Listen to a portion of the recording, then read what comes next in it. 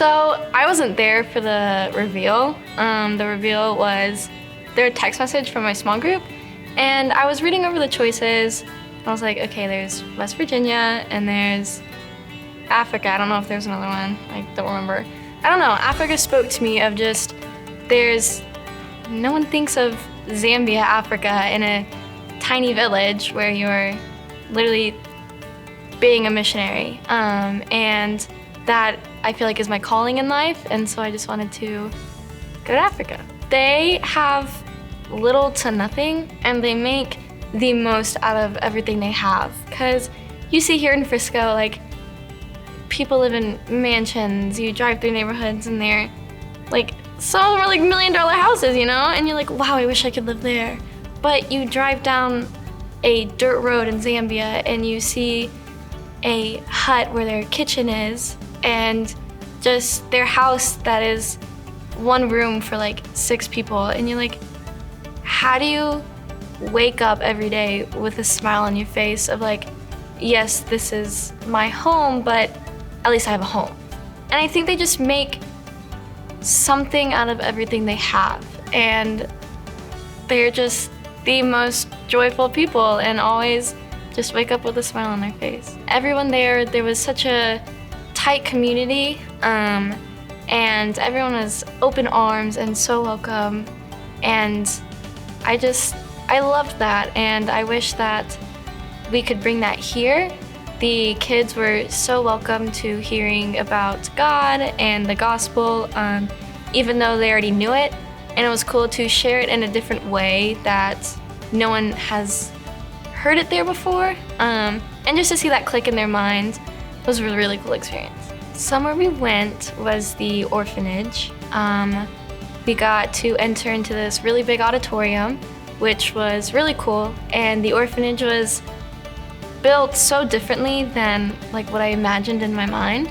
And I got to sit next to this guy named Calvin, and it was really cool just to be able to sit next to him and just talk to him and guide him through the sermon. And then at the very end of Philip's sermon, Chris came up and started just like speaking and just like summing up what Philip had said.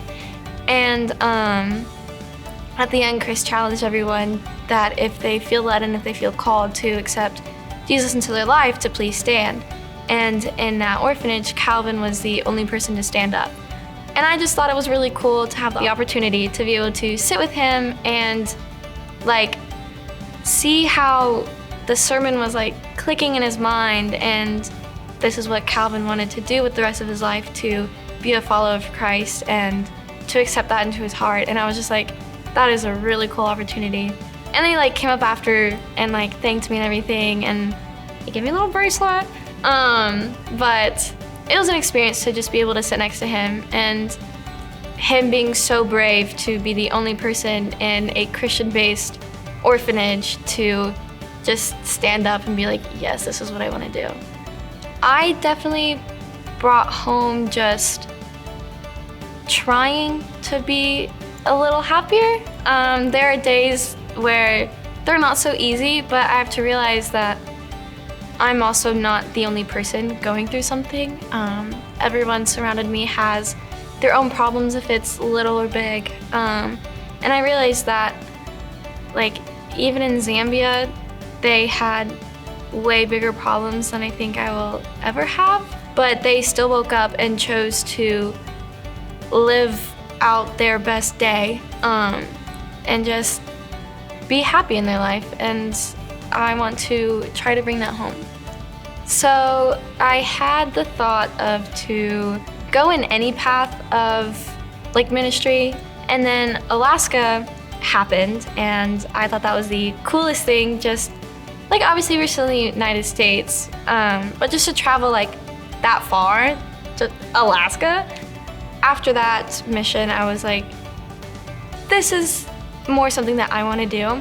So then I found a college for missions, and then I was starting to doubt myself, and I was like, but what if I want to go to like a different college? Like, what if 300 students is too small for me? just kind of like all this in my mind. And then Africa came, and just going and being a missionary to random strangers at their homes and to hundreds of little kids and even like high schoolers, and just seeing that even the way like I can explain it, I'm an 18-year-old like in Africa missioning to little kids, and they realize what I'm talking about. That really solidified that I was like, this is it, like this is what I really want to do. Like even if it's traveling to like El Paso, or if it's going to like Germany, I like really don't care. Wherever God takes me, I will go.